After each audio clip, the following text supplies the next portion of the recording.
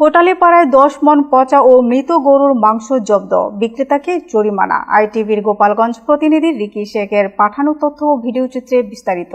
গোপালগঞ্জের কোটালীপাড়া পৌর মার্কেটে অভিযান চালিয়ে 10 মণ পচা ও মৃত গরুর মাংস জব্দ করেছে উপজেলা প্রশাসন। মঙ্গলবার রাত 9টার দিকে উপজেলা সহকারী কমিশনার মোহাম্মদ মাসুম বিল্লাহর নেতৃত্বে এই ঝটিকা অভিযান পরিচালিত হয়।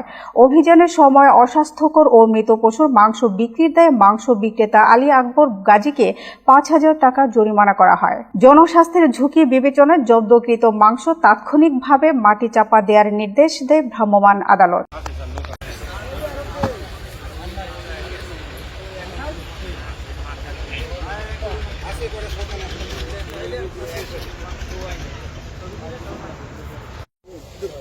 উঁচু করে দেন।